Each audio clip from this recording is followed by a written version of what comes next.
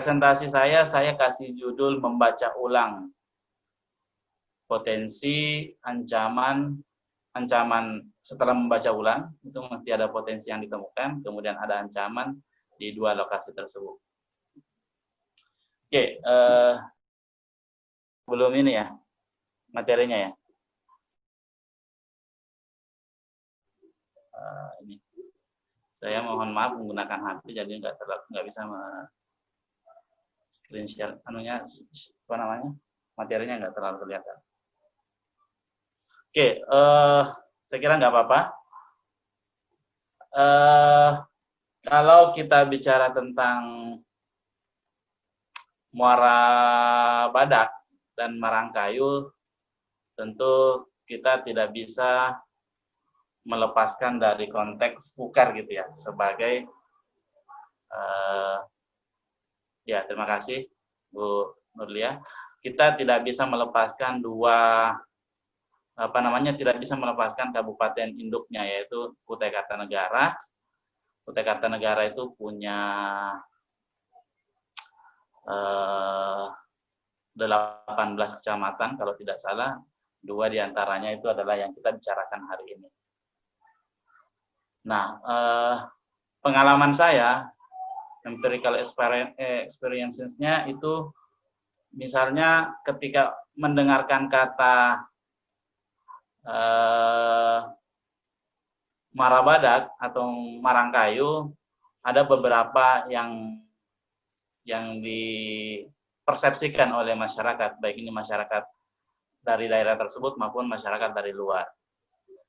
Mungkin slide berikutnya. Itu yang pertama, mendengar 2 kecamatan ini orang mikirnya kaya, begitu. Kemudian migas dan tambang, kemudian ada udang dan kepiting.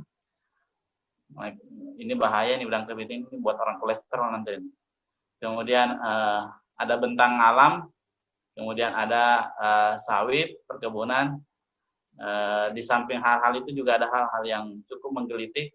Kalau mendengar 2 kecamatan ini biasanya selalu dikaitkan dengan peredaran narkoba dan pragmatisme politik. Nah, saya kira banyak tema-tema yang persepsi publik yang muncul. Tapi paling tidak beberapa hal tadi, 6 hal tadi itu banyak dibicarakan orang. Nah, kenapa ini saya sampaikan? Karena menurut saya ini semuanya akan berkelindan dengan ketika kita membicarakan tentang ekowisata. Nanti kita lihat satu persatu. Yang pertama, ya begitu. Nah, kita lihat faktanya bahwa APBD KUKAR itu tahun 2020 itu sebesar 5,8 T. Itu cukup tinggi ya. Walaupun dulu sempat sampai 8 gitu, tapi karena selalu menurun akhirnya sekarang 5,8 triliun. Nah, kemudian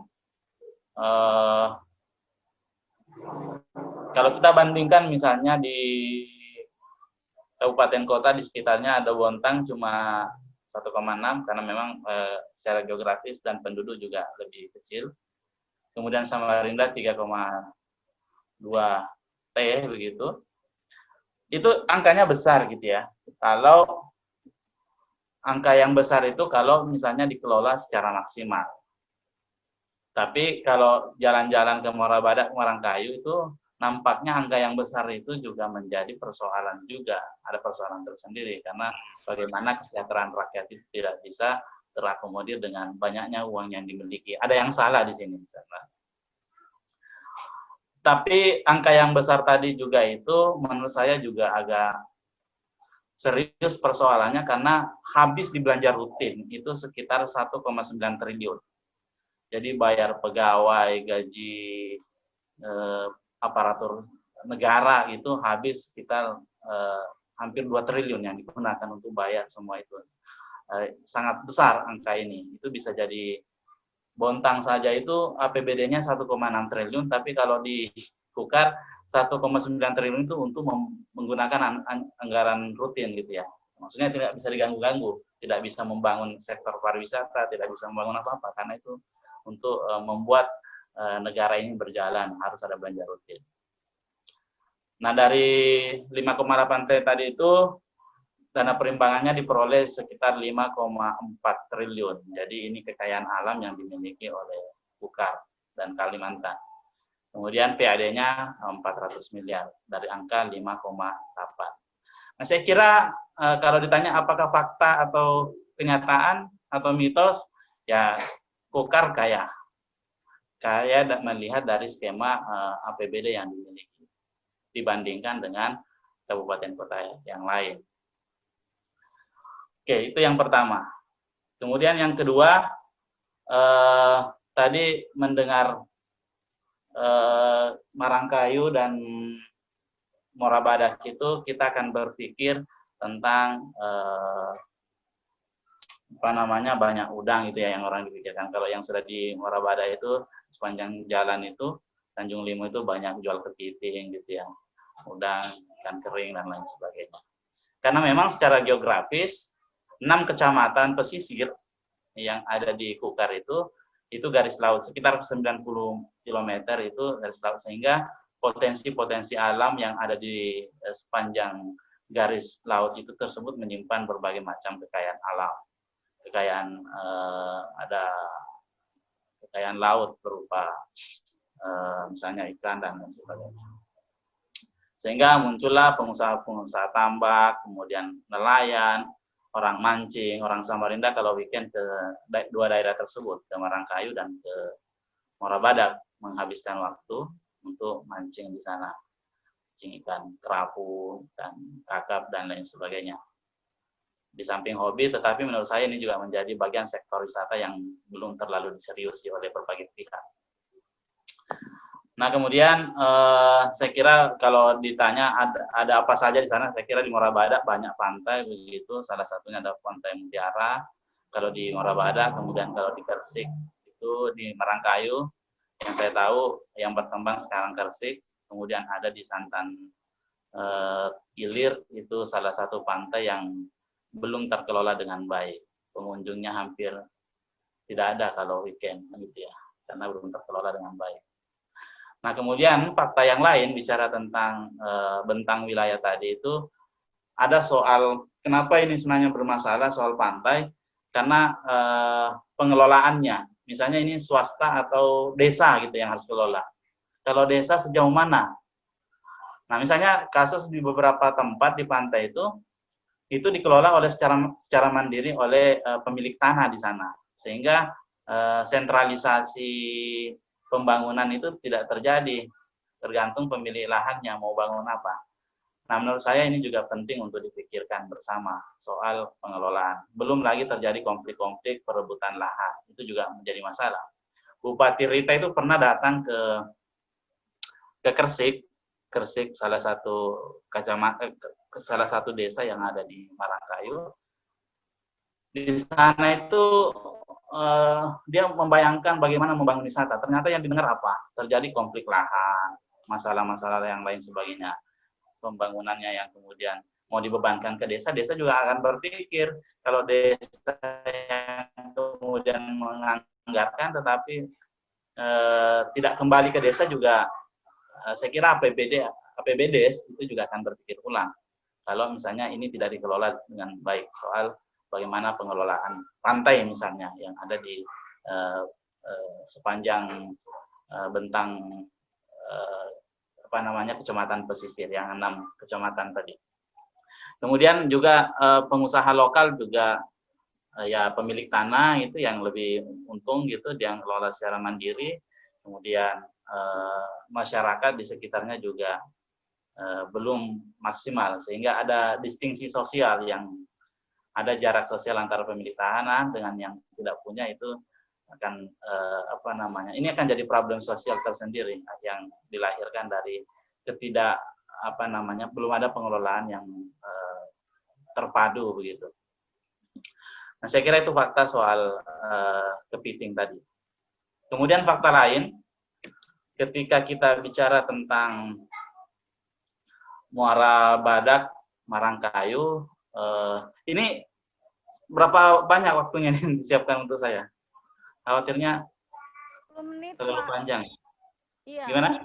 10 menit sebenarnya. Oh, 10 menit. Sorry, saya percepat kalau kayak gitu. Saya sampaikan inti-intinya saja. Tambang dan migas itu cukup berkontribusi terhadap pendapatan Kukar gitu ya. Ada Payco, kemudian ada Chevron. Itu perusahaan internasional. Meskipun sudah diambil alih oleh Pertamina ya. Kemudian ditambang banyak sekali perusahaan-perusahaan tambang yang ada di mana? Di Marangkayu dan khususnya Marangkayu. Tambang-tambang yang resmi begitu, meskipun nanti prakteknya banyak persoalan gitu ya, menimbulkan masalah ekologis gitu ya, ada pengerusakan dan lain sebagainya. Nah, itu potensi semua yang dimiliki oleh dua kecamatan tersebut. Pertanyaannya sekarang bagaimana memaksimalkan potensi itu. Oke, saya percepat. Kemudian ada beberapa perusahaan, kemudian perusahaan yang berskala internasional itu ada semua di daerah itu, di Marangkayu dan Warabada. Kemudian kehadirannya menjadi ancaman yang serius, di samping ada beberapa potensi. Kalau ditanya nanti soal ancamannya, saya kira terlalu banyak menguraikan nanti. Bisa dibaca lewat beberapa dokumen-dokumen, baik dokumennya Jata misalnya, maupun dokumen pemerintahan. Oke, kemudian yang lain, tadi kita bicara tentang sawit. Saya kira sawit di dua daerah tersebut sudah menjadi sumber utama penopang ekonomi masyarakat. Hampir semuanya orang punya sawit. Kemudian ini skema sederhananya, dua desa itu ada 200 hektar. Bagaimana kalau di Morabadak itu ada 13 desa, di Marangkayu ada 11 desa, masing-masing desa saja 50 hektar, berapa hektar yang kemudian lahan berubah menjadi lahan sawit. Nah, saya kira itu juga bagian dari realitas yang terjadi di dua daerah tersebut. Nah, kemudian tadi saya sampaikan bahwa ketika mendengarkan dua daerah tersebut, kita akan mendengarkan istilah peredaran narkoba. Di situ hampir setiap tahun mesti ada kasus besar yang diungkap. Nah, ini juga persoalan tersendiri. Bagaimana kita mau membangun sektor wisata kalau misalnya persoalan kriminal itu meningkat misalnya. Itu juga perlu dipikirkan. Kemudian fakta lain yang cukup menarik menurut saya adalah kos politik yang tinggi. Di Marangkayu, Morabadak, Anggana, itu satu dapil ya kalau pemilih pilkada atau bukan pilkada, pileg. Itu satu dapil. Nah, satu dapil itu ini saya kutip salah satu pernyataan dari anggota DPRD yang terpilih. Dia bilang begini, saya terpilih di DPRD Kukar, dapilnya dapil 4 atau dapil 3 ya. Pokoknya wilayahnya itu 3 kecamatan pesisir tadi, Marabada, Marangkayu, dan Anggana. Katanya urutan tertinggi pragmatisme pemilih itu ada di Marangkayu, tempat saya. Nah, kedua katanya ini pengalaman dia, subjektivitas dia. Yang kedua ada di Marabada, kemudian ada. Nah, menurut saya ini serius. Kalau pragmatisme politik itu tinggi, akan berdampak kemana-mana. Karena orang yang berkontestasi nanti juga akan memikirkan kos politik yang dia keluarkan, yang berimplikasi kepada kebijakan-kebijakan yang pro rakyat atau tidak, karena kos politik tadi. Nah, saya kira itu penting dijadikan sebagai renungan untuk memikirkan solusi ekowisata tadi. Baik, yang terakhir, dari berbagai persoalan yang tadi, saya menawarkan yang bisa direnungkan bersama ada 4. Yang pertama, perlu kesadaran kolektif pemangku kepentingan. Dalam hal ini, mulai dari RT, kemudian naik ke tingkat desa, naik ke RT, dusun, desa, sampai kecamatan, sampai bupati, semua yang memiliki kewenangan dalam hal ini mengelola negara, itu harus memiliki kesadaran bersama bahwa potensi ini harus dikelola secara baik dan benar secara administratif. Maksud saya benar secara administratif begini. Ada misalnya beberapa kasus kepala desa atau anggota DPRD yang ingin membangun konsep ekowisata, itu tidak bisa dilakukan karena tidak masuk di dalam dokumen musrembang misalnya, musyawarah rencana pembangunan. Jadi apapun orang yang mau dilakukan, pemerintah, desa misalnya, atau ada DPRD yang mau membantu, saya mau membangun misalnya infrastruktur khusus nelayan ini. Ternyata di dokumen musrembangnya itu di tingkat desa itu tidak muncul. Maka kalau dibantu, DPRD itu bisa ditangkap. Oleh karena itu, maka pihak-pihak mulai dari yang terbawah itu harus membicarakan ini dan menjadi dokumen hukum yang kemudian ketika dibantu itu tidak menjadi persoalan tersendiri. Nah, itu yang saya katakan tadi, kesadaran kolektif. Nggak bisa juga cuma RT, harus berjenjang, karena yang namanya ide itu harus dari terbawah gitu, masyarakat sampai dengan sampai dengan pengambil kebijakan. Nah, itu yang pertama saya kira. Kemudian yang kedua, membangun ekonomi berkelanjutan berbasis ramah lingkungan. Ekowisata itu kan mungkin nanti pembicara kedua atau ketiga bisa menjelaskan konsepnya, saya tidak masuk karena nanti sama saja saya menjelaskan. Tapi secara prinsip ekowisata itu kan ingin melihat masyarakat lokal, kemudian masyarakat lokal itu mandiri, misalnya pembangunannya itu juga tidak tidak terganggu dan lain sebagainya.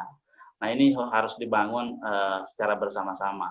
Ada banyak kasus misalnya hadirnya tambang itu dianggap kan sumber daya alam itu anugerah dari Tuhan, tetapi kalau diporak-porandakan itu juga jadi masalah.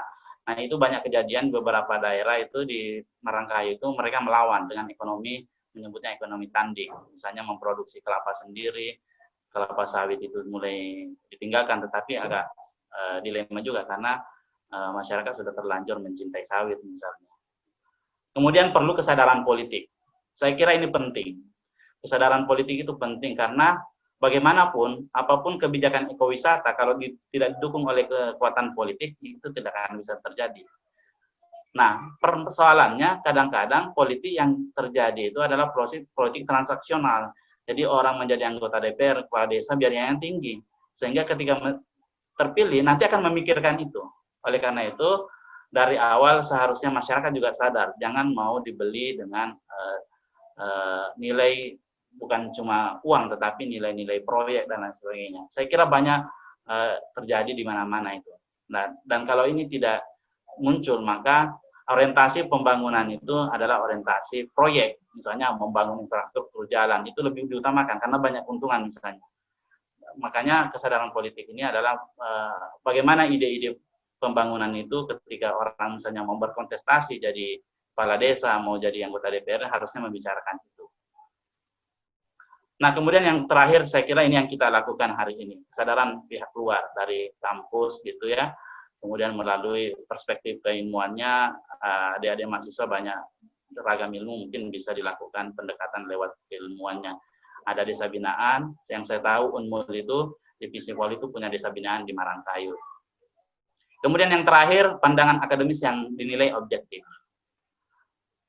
Harus dipertahankan, karena mohon maaf, ada beberapa informasi yang tidak enak didengar ketika kelompok-kelompok akademik ini hanya menjadi legitimasi untuk kepentingan-kepentingan tertentu. Saya contohkan dulu, tambang di daerah Marangkai itu pernah mau menambang sungai, tapi ternyata katanya amdalnya itu sudah melalui proses kajian akademik yang diterima secara ilmiah.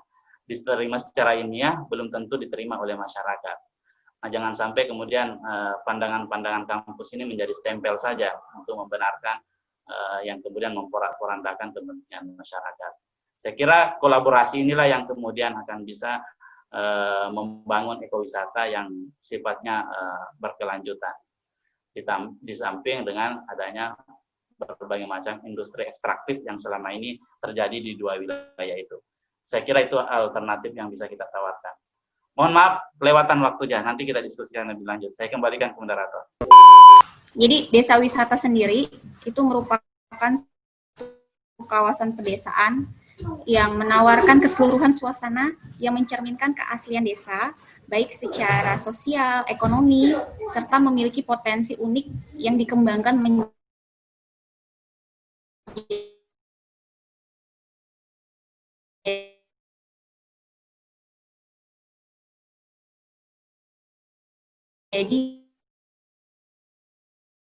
komponen pesona. Nah, di sini cukup kuat.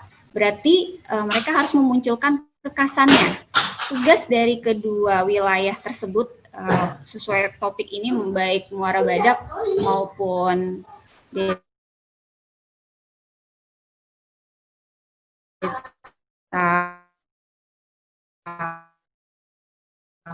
Marangkayu, dia harus memiliki konsep tentang kasannya, cari dan gali potensinya itu. Perjalanan yang alami, ya, bentuk perjalanan yang alami ke daerah tujuan konservasi lingkungan dan melestarikan kehidupan dan kesejahteraan penduduk setempat. Nah, tadi saya sempat lihat ada di kolom chat itu tentang pertanyaan, sempat sekilas saya lihat bagaimana bisa masyarakatnya itu disejahterakan dengan kondisi yang ada saat ini gitu. Nah, itu dia, ketika kekasan atau keunikan dari suatu desa wisata ini sudah ditemukan, otomatis masyarakat di sekitar itu akan ikut berkembang gitu. Otomatis akan berdampak secara positif gitu ya. Nah, di sini saya menjabarkan bahwa ekowisata itu adalah kepanjangan dari ekologi dan wisata. Ekologi itu adalah lingkungannya. Kemudian wisata itu ya seperti kita tahu, kita mengunjungi tempat-tempat tertentu untuk memperoleh hiburan, melepaskan penat, sekalipun dapat memberikan edukasi. Nah, di sini dia bukan berarti kita ke tempat wisata, ini kita sudah masuk dalam ekologi wisata atau ekowisata. Belum tentu, karena apa yang kita peroleh dari pengalaman ketika kita berada di lapangan gitu. Ketika kita berkunjung ke suatu tempat, edukasi apa yang kita peroleh? Apakah kita akan mendapatkan manfaat? Oh iya ya, kalau desa kita bersih, orang itu akan suka datang ke sini. Oh iya ya, kekasan desa ini tidak diubah. Bukan berarti dengan adanya ekowisata kita mengubah yang sudah ada di desa tersebut. Nah, itu tidak seperti itu gitu ya. Oke, Bu Nurlia, belum ada slide saya ya? Bisa coba saya share screen sendiri, bisa ya? Saya coba ya.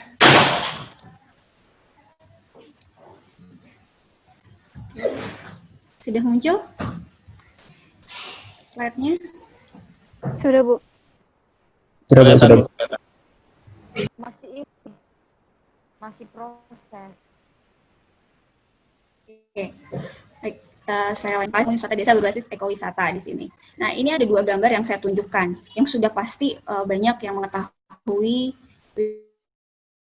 wilayah tersebut. Seperti desa wisata, sosial media juga banyak sekali foto-foto yang dibagikan kembali oleh para pengunjung.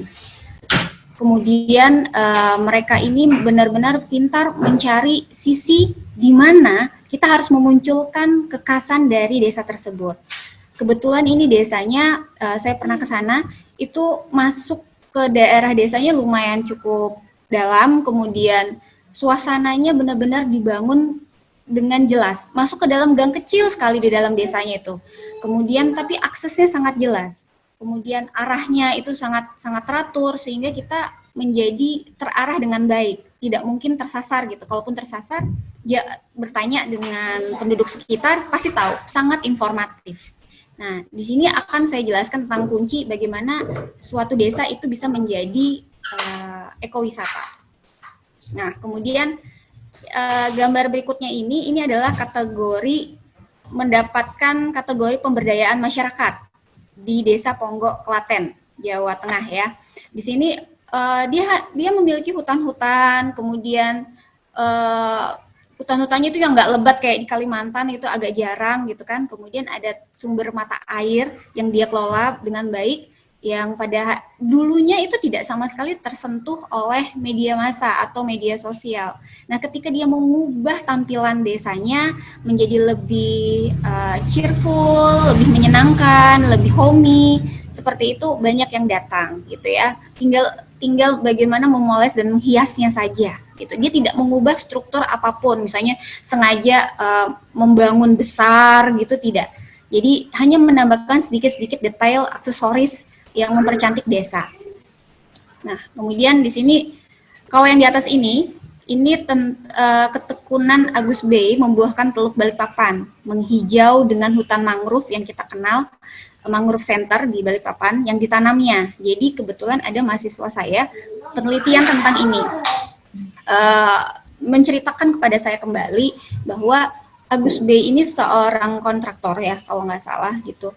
Dia tinggal di wilayah Geraha Indahnya Balikpapan itu di dekat daerah mangrove. Itu kalau misalnya air laut naik, abrasi gitu kan suka mengarah ke perumahan yang di sekitarnya. Kemudian dia itu berpikir sendiri bagaimana agar air laut ini tidak naik. Akhirnya dia menanam mangrove itu bakau di sekitar wilayahnya tempat tinggalnya. Awalnya orang berpikir ini ngapain ya bapak ini kok sibuk banget sih nanam-nanam gini gitu ya. Sendiri tanpa bantuan dari siapapun pada masa itu. Sehingga bapaknya suka dianggap unik gitu ya oleh warga setempat. Tapi pada akhirnya masyarakat merasakan manfaatnya. Oh, tidak terjadi lagi air laut naik ke pemukimannya. Nah, dengan begitu Bapak Agus ini membuktikan bahwa pemberdayaan masyarakat bisa dimulai dengan pembuktian hal seperti itu. Nah, sekarang kita sudah bisa lihat di berbagai sosial media tentang hutan mangrove Balikpapan sudah sangat berkembang. Ada juga tentang penangkaran ekosistem untuk burung berkembang lagi menjadi di sana karena hutannya sudah rimbun gitu ya. Nah, kemudian dia mendapat penghargaan dari Pak Presiden ya, kalau nggak salah itu Kalpataru atau apa itu istilahnya saya lupa. Nah, dari hasil kerja kerasnya kemudian dia mengajak masyarakat untuk concern terhadap hutan bakau ini, sehingga orang wisatawan yang datang ke sana, baik mancanegara maupun lokal, mereka mengetahui pentingnya memelihara hutan bakau ini, sehingga mendapatkan edukasi penting. Oh, ini loh cara penanamannya, ayo nanam bersama, ayo kita keliling wilayah hutan mangrove ini. Jadi habitat-habitat yang ada di sana bertumbuh dan berkembang biak dengan baik. Nah, ini adalah konsep ekowisata yang sudah real terjadi. Kemudian yang kedua, ini ada gambar tentang lukisan goa di Kalimantan ya, Karsang Kulirang, Mangka Lihat. Nah, ini saya belum pernah ke sana, tapi dari beberapa tampilan di sosial media maupun di internet lainnya ini sangat menarik dan ini bisa atau mungkin sudah menjadi suatu wilayah ekowisata. Dia terbentuknya dengan alami di situ. Nah, bagaimana upaya kita atau masyarakat di sekitar itu untuk mengolah potensi yang sudah ada ini berkembang menjadi lebih baik, menjadi ke hal yang positif gitu. Kemudian ini adalah aspek pengelolaan ekowisata. Tentu kita harus memperhatikan jumlah pengunjung, misalnya yang datang, agar tidak merusak lingkungan di sekitar. Karena memang konsepnya adalah ekologi, berwisata sambil memelihara lingkungan yang ada di sekitar tanpa merusaknya. Nah, kemudian menerapkan pola wisata yang ramah lingkungan, menerapkan pola wisata yang ramah budaya dan adat setempat. Kita tidak ada mengubah adatnya. Kalau memang begitu adatnya, ya sudah begitu. Sama halnya dengan yang udah kita kenal seperti di Bali, begitu ketika ada wisatawan yang datang, itu malah dibuatlah sebuah agenda-agenda rutin bagaimana agar masyarakat baik mancanegara maupun lokal tertarik datang, gitu ya. Malah semakin ditingkatkan, malah semakin ditunjukkan ini loh budaya kami dan selain sebagainya. Nah, kemudian memberi dampak secara langsung terhadap peningkatan perekonomian masyarakat. Ya, otomatis banyak souvenir yang dijual selama menuju ke arah tempat wisata. Kemudian rumah makan menjadi ada di sekitar. Gak mungkin kan orang ke sana tidak makan sama sekali, tidak minum sama sekali, pasti otomatis kulinernya menjadi ciri khas. Nah, kuliner ini juga perlu dicari khasnya. Kuliner dari wilayah Marangkayu, Muara Badak Ulu ini apa? Itu dicarikan khasnya. Dan itu bisa dikembangkan dengan berbagai macam produk olahan yang UMKM-nya bisa kemas, nanti bisa menjadi oleh-oleh dan sebagainya. Nah, kemudian tidak memerlukan modal yang besar untuk pembangunan infrastruktur pendukung. Ya, karena ini adalah wisata alam yang berdasarkan lingkungan. Kita hanya membutuhkan sedikit saja hiasan, aksesoris gitu ya, bisa kita bilang untuk mempercantiknya saja. Mempercantiknya dengan apa? Tentunya dengan suasana yang sejuk, alami, dan ini terkait pada pembahasan saya yang ini. Nah, sabta pesona. Jadi setiap tempat wisata itu harus memiliki suatu gambaran tentang sabta pesona, gitu ya. Ada 7. baik ekowisata maupun desa wisata ataupun pariwisata yang lain. Nah, ada tentang aman, tentu suasananya harus aman, bebas dari gangguan, tertib, bersih, sejuk, indah, ramah tamah, dan yang terakhir adalah kenangan. Kenangan ini yang tadi saya ceritakan tentang kesan yang menyenangkan akan selalu diingat. Baik Bapak Ibu misalnya atau teman-teman mahasiswa kalau datang ke suatu tempat wisata kan kita pasti akan terkenang gitu. Oh, ini tempat wisatanya ini, yuk kita datang lagi yuk ke sana, kan seperti itu. Nah, itu pada poin yang 7. Dari 1 sampai 6 itu akan menimbulkan poin kenangan itu. Nah, ini harus yang diperhatikan gitu ya. Kemudian nah, berkaitan dengan itu semua, ketika kita sudah tahu potensinya, kemudian kita sudah merencanakan dengan baik konsep-konsepnya, dan kita perlu mengetahui gimana caranya kita mengkomunikasikan apa potensi yang dipunyai di tempat tersebut. Nah, kalau saya boleh pinjam perspektifnya komunikasi sedikit, who says what in which channel to whom with what effect. Nah, kalau di sini itu bagaimana kelompok sadar wisatanya mengkomunikasikan kekasan desanya kepada siapa, melalui apa, dan dampaknya bagaimana. Nah, di sini yang dimunculkan hal tersebut, gitu ya. Kemudian yang unik lagi, nah ini tentang Desa Teluk Meranti, Pelalawan Riau. Ini unik. Dia bermain seperti surfing gitu, tapi di sungai, bukan di laut. Namanya Ombak Bono. Nah, Ombak Bono ini ada di Sungai Kampar yang terbentuk secara konsisten di muara sungai Desa Teluk Meranti. Nah, kepintaran warga lokal ini mempromosikan wisata Ombak Bono, membuat Teluk Meranti ini menjadi area berselancar yang didatangi para peselancar dunia. Nah, dia tahu potensi yang unik di desanya itu apa, karena dia kebetulan ombaknya yang unik di sungai tersebut, gitu ya, bisa dibuat berselancar, sehingga difoto lah, dibuatlah video, di-upload, kemudian di-repost oleh orang-orang sehingga menjadi terkenal. Dan otomatis sekitarnya akan terbantu dengan hal itu. Meranti, Kemudian itu saja penjelasan singkat dari saya secepat mungkin biar kita lebih banyak diskusinya gitu ya. Jadi yang poin intinya adalah selalu ada jalan ketika kita mau berusaha. Terus cari dan gali potensi khas desa, buat rencananya, ajak dan libatkan masyarakat, konsisten dan tentunya harus sabar ya. Konsisten dan sabar itu kuncinya. Kemudian wujudkanlah rencana yang sudah dibuat. Oke, itu aja dari saya. Saya kembalikan kepada Mbak Rizky. Baik, terima kasih. Ini suaranya kedengaran apa tidak ya? Cukup jelas. Bu. Jelas. Baik. Ya, terima kasih banyak untuk yang pertama teman-teman yang menginisiasi webinar ini. Kemudian yang kedua terhadap para partisipan sendiri, dan yang ketiga para pembicara yang juga sebelumnya sudah memberikan materi-materi yang sangat menarik. Tadi sebenarnya kalau mendengar dari sebelum masuk ke materi saya mau perbaiki sedikit. Saya bukan pariwisata tradisional tapi responsible marine tourism, artinya pariwisata bahari untuk di Project Indonesia bersama WWF Indonesia ya. Baik, tadi sebenarnya di awal sampai kemudian pembicara berikutnya Ibu Kadek tadi disampaikan beberapa hal yang terkait dengan pariwisata. Ketika itu saya juga beberapa menit sebelumnya saya sempat bertanya kepada Ibu Nurlia, apakah partisipan kita saat ini adalah mahasiswa? Jawabannya iya. Berarti bukan praktisi, artinya bukan orang-orang yang memang bekerja secara khusus untuk pariwisata. Ini dua hal yang akan sangat berbeda. Jadi saya bilang kalau begitu saya coba buatnya menjadi sesuatu yang sebenarnya lebih tidak bisa disebut ringan, tapi mungkin lebih acceptable, lebih diterima oleh kalian semua. Baik, saya mau mulai sebenarnya karena tadi dari awal dua presentasi sebenarnya sudah banyak sekali dipaparkan tentang beberapa baik teori maupun kemudian studi komprehensif.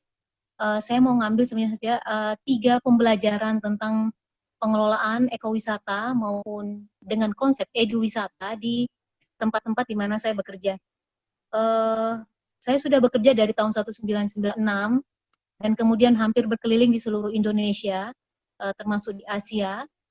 Dalam beberapa tahun terakhir ini sebenarnya sangat concern pada responsible marine tourism atau kegiatan-kegiatan pariwisata bahari. Dari 3 lokasi, saya ngambil 3 lokasi. Yang pertama adalah Wakatobi, daerah ini di Sulawesi Tenggara. Ada satu pulau kecil yang namanya Pulau Hoga. Jadi Pulau Hoga ini pulau kosong, di depan sebuah pulau namanya Pulau Kaledupa. Pulau kosong ini dikelola oleh hampir sekitar 100 kepala keluarga sejak 10 tahun yang lalu. Yang mereka lakukan adalah pertama, mencari teman-teman mahasiswa yang berasal dari luar negeri. Waktu itu muncullah Operation Wallacea Trust, yang kemudian adalah sebuah organisasi yang berdomisili di Inggris yang datang ke Indonesia untuk melakukan riset. Ketika melakukan riset di Wakatobi, mereka kemudian tertarik, oh ternyata Wakatobi bagus sekali ya. Kayaknya mereka, mohon maaf di presentasi ini tidak akan ada. Jadi ini hanya alat ini. Jadi ketika mereka mampir ke Wakatobi, mereka melihat ternyata Wakatobi atau Pulau Hoga ini sangat indah. Dan kemudian masyarakat yang di sana itu punya kebiasaan turun-temurun untuk tidak mengebom, menjaga wilayahnya, pokoknya tidak ada kegiatan-kegiatan yang merusak. Wakatobi adalah sebuah taman nasional. Pada saat itu juga, kemudian kelompok masyarakat ini berbicara dengan teman-teman Operation Wallacea Trust. Bagaimana kita kemudian bisa mengembangkan pulau ini, mendatangkan wisatawan, tapi wisatawan yang kemudian wisatawan yang dalam tanda kutip cukup sadar diri. Jadi mereka bukan wisatawan yang kemudian datang merusak gitu lah. Akhirnya terjadilah kerjasama. Operation Wallacea Trust akan menjual pulau ini di mahasiswanya. Jadi banyak sekali mahasiswa yang terlibat sini. Hampir semua perguruan tinggi di Inggris itu adalah turis yang akan datang di Pulau Hoga ini. Kemudian bagaimana cara menjualnya? Masyarakatnya tidak punya internet, tidak ada listrik sama sekali. Masyarakat bahkan tidak tahu membaca sebagian. Masyarakat bahkan tidak bisa menjadi tour guide. Lalu bagaimana memulainya? Nah, ketika itu dimulai, Operation Wallacea Trust membawa beberapa tour guide dari luar. Tapi aturan mainnya adalah tour guide dari luar ketika sudah sampai di Pulau Hoga, ini harus meminta bantuan orang-orang desa kemudian untuk mengawal turisnya. Ketika proses ini berjalan, sekarang udah masuk hampir 10 tahun ya, itu per 6 bulan semua mahasiswa dari Inggris maupun dari Amerika dan ternyata banyak sekali dari negara lain, itu sekitar 150 sampai 300 orang akan memenuhi pulau ini. Ini adalah salah satu cara di mana sebenarnya model kalian, kalau kami nyebutnya sebenarnya sharing market ya. Bagaimana sebuah pulau kecil dikelola secara bersama antara tour operator, atau dia bisa saja bukan tour operator, atau kelompok-kelompok yang kemudian sangat concern dengan masyarakat.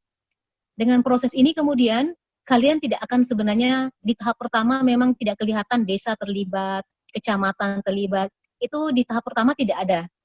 Nanti di tahap berikutnya ketika prosesnya mulai masuk, baru kemudian desa mendorong ke musrembang, yang tadi disampaikan Pak Sabirudin ya, mendorong ini masuk ke dalam kebijakan pemerintah. Itu muncul di tahun-tahun ketiga atau kelima. Tapi sampai sejauh ini pulau ini tidak dibangun apa-apa, tidak banyak infrastruktur yang dibutuhkan karena memang sangat alami. Kalaupun ada cottage, itu hanya homestay kecil yang dibangun oleh masyarakat. Jadi ownership sepenuhnya ada di masyarakat. Dan ini yang sudah berjalan, jadi sepenuhnya pulau ini boleh dikata dikelola oleh masyarakat bersama tour operator hampir selama 10 tahun. Uangnya kemudian dikelola oleh masyarakat, tour operator kemudian yang menjual, dia juga mendapatkan keuntungan, jadi kedua belah pihak cukup diuntungkan. Ini study case untuk Wakatobi. Ada juga study case yang lumayan menarik di KON.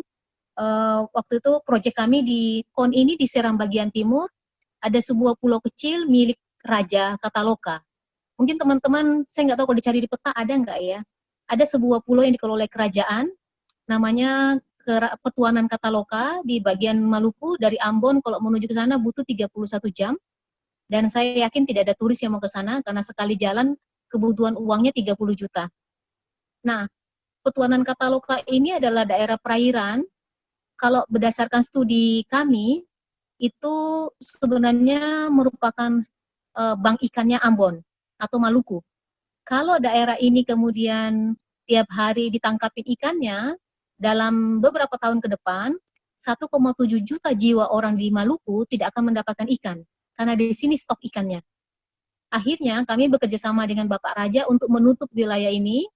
Jadi wilayah 2.800 hektar wilayah perikanan mereka tidak boleh ditangkapin. Pertanyaannya setelah wilayahnya ditutup, 12.000 nelayan tidak bisa melaut nih. Lalu kami berpikir bagaimana caranya ya supaya mereka bisa dapat uang ya. Apa yang perlu dilakukan karena wilayahnya tidak boleh ditangkapin ikan. Akhirnya yang dilakukan pertama adalah membuat kemudian daerah ini menjadi daerah pariwisata. Kami melihat ternyata banyak sekali kapal pesiar dari Banda menuju Raja Ampat yang melewati daerah ini. Jadi kami mendorong pemilik kapal pesiar yang waktu itu sampai saat ini dikoordinir oleh Ibu Yani namanya, itu melakukan penandatanganan kerjasama dengan pihak kerajaan. Karena kerajaan ini posisinya jauh lebih tinggi dari pemerintah. Jadi apapun kata dia, biasanya pemerintah mendengar. Ketika dia melakukan penandatanganan kerjasama dengan kerajaan di sana, dengan satu kesepakatan bahwa semua turis-turis yang melewati daerah ini, itu kemudian harus mampir, kemudian mereka harus membayar uang menyelam. Untuk Indonesia 150, untuk turis asing 250. Ini yang dilakukan, dan akhirnya sekarang nelayan-nelayan itu hanya pergi memancing untuk makannya, tapi uang lainnya mereka terima dari biaya ekowisata di daerah penyelaman ini. Itu kasus yang kedua ya, maksud saya study case yang kedua, bagaimana wilayah perikanan itu dikelola menjadi daerah pariwisata. Setelah 3 tahun ini berjalan, tahun keempat, baru kemudian kita masukkan di dalam perencanaan pemerintah, keluar surat keputusan desa, surat kerajaan, surat kemudian kabupaten, dan sekarang baru mau masuk di provinsi. Makan waktu 5 tahun untuk kemudian dijejali sampai di tahapan pemerintah. Yang kasus ketiga, studi case ketiga adalah di Papua. Jadi di Teluk Cendrawasih kami punya 14 desa dampingan. Dari 14 desa dampingan, 2 diantaranya yang kemudian dinilai dari sisi akses lumayan bagus, sumber daya alamnya oke, budayanya unik, dan kayaknya bisa dikembangkan. Persoalannya ini tidak mudah karena kemudian kami dihadapi pada beberapa tantangan, misalnya ketika orang luar masuk tidak mudah diterima, kalau pendekatannya salah kita diusir, ya ini yang terjadi. Nah di Papua ini yang kami lakukan yang pertama kali adalah melihat siapa sih, apakah daerah ini punya ciri untuk jadi daerah pariwisata. Itu pertanyaan yang paling pertama kalau mau mengembangkan sebuah daerah pariwisata. Biasanya semakin cantik sebuah daerah ini, semakin harus berhati-hati ketika mau menjualnya. Karena kemungkinan kalian akan menghadapi 2 persoalan. Persoalan pertama adalah tiba-tiba dia membludak, orang semua datang, dan masyarakat tidak cukup siap untuk menerima tamu. Ketika tidak cukup siap menerima tamu, infrastruktur bukan tidak ada ya, tidak cukup dimaksimalkan, dalam pengertian bukan semen dan tembok, tapi infrastruktur yang baik aksesnya maupun aturan-aturannya tidak cukup ada. Yang kedua, kalau misalnya keterampilan atau knowledge masyarakat lemah, kemungkinan juga orang luar yang akan menguasai daerah tersebut. Nah di Papua ini kami melihat orang-orang Papuanya sendiri, orang lokal cukup menarik, cukup punya waktu untuk menjadi bagian dari pariwisata, pengelola pariwisata. Yang kedua, kami juga lihat mereka cukup terbuka dengan orang-orang luar. Yang terjadi di Indonesia, tidak semua orang terbuka dengan kehadiran orang luar. Mungkin ada beberapa daerah kalau ada turisnya datang pakai celana pendek, dia akan diusir. Nah di Papua kelihatannya mereka tidak terlalu terganggu dengan orang berbikini. Ini juga kemudian perlu kita pikirkan seberapa siap mereka menerima perubahan. Yang ketiga, kami lihat juga mereka kemudian sangat mudah untuk berinteraksi dengan pihak-pihak yang berasal dari luar. Ketika melihat bahwa ternyata mereka cukup bisa menyambut pariwisata ini, kami kemudian mencari siapa sih mitra yang tepat untuk bekerja sama dengan kelompok-kelompok di desa. Dan kemudian kami menemukan sebagai daerah yang cukup jauh, bahkan menuju ke sananya pun minta ampun biayanya, ternyata yang paling tepat adalah sekali lagi kapal pesiar. Kapal pesiar ini datang dalam 1 tahun itu 6 kali.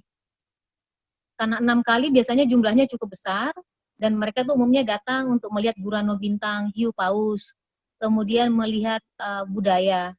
Jadi itu yang mereka mau melakukan. Dan ketika melihat potensi ini, kami kemudian mendorong Pak Bupati maupun para ketua suku untuk melakukan marketing ya. Jadi sangat tradisional cara marketing mereka, menjual kepada para pengelola kapal, menghubungi asosiasinya, dan kemudian mereka melakukan uji coba. Ketika proses ini berjalan dan ternyata waktu itu disetujui, kapal-kapal pesiar ini sudah melakukan kunjungan dan mereka melihat, oh kayaknya ini ya cocok ya. Dalam beberapa tahun ke depan kami bisa mendatangkan tamu di daerah sini. Nah, ini adalah sebenarnya contoh 3 wilayah di mana pembentukan komunitas turismenya dilakukan dengan cara yang menurut kami tidak terlalu ribet, sangat sederhana, digerakkan dari bawah, kemudian ketika mencari mitra pasarnya, ini dilakukan sangat selektif. Jadi tidak dibuka untuk semua umum. Saya bekerja di WWF Indonesia sebenarnya seringkali karena ini program pariwisata, yang kami pikirkan adalah siapa tamu yang kami mau tarik ke sebuah daerah pariwisata. Kami tidak terlalu berharap tamu-tamu yang kemudian hanya datang untuk selfie. Uangnya sangat sedikit beredar di masyarakat. Seringkali juga tamu-tamu yang selfie cukup banyak ini tidak punya sense of belonging atau tidak punya sense sosial. Semua masyarakat desa dijadikan objek fotonya. Ini bagian-bagian yang seringkali kami khawatirkan kalau masyarakat desa jadi objek. Biasanya proses untuk menuju ke sana, 3 tahun pertama adalah mendorong masyarakatnya untuk kemudian sangat siap diri untuk menjadi owner. Komunitas yang kita dampingi seharusnya menjadi owner, menjadi pemilik dari sebuah wilayah. Ketika mereka menjadi owner, mereka tahu aturan mainnya A, B, sampai Z. Yang banyak kita lihat di sebuah daerah adalah wilayahnya bagus, yang mengelola orang luar, ownernya masyarakatnya itu kebagian yang kecil-kecil, laundry, ojek. Nah ini juga kurang menurut kami seringkali agak mengkhawatirkan kalau ini berlanjut cukup lama. Oke, saya sudah tidak perlu kayaknya lagi menjelaskan membangun ekowisata dan eduwisata ini karena tadi sudah saya rangkum. Jadi yang tadi adalah 3 pembelajaran dari 3 lokasi. Semuanya lokasinya laut karena saya sangat fokus pada responsible marine tourism khusus untuk pariwisata lautnya. Kemudian proses membangunnya sebenarnya tahapan mengembangkan sebuah wilayah desa wisata sebenarnya ada dalam slide ini, teman-teman bisa lihat. Ini sudah kami lakukan di 11 lokasi, 11 provinsi. Dari 11 provinsi tersebut 7 berhasil, kemudian 4 gagal. Banyak nanti silahkan ditanyakan kenapa gagal, tapi ada beberapa aspek kemudian gagal, tapi lebih banyak kalau kami lihat adalah ketidaksabaran para fasilitator atau dalam pengertian kami yang kurang sabar menghadapi mereka. Baik, saya kembalikan ke moderator. Terima kasih.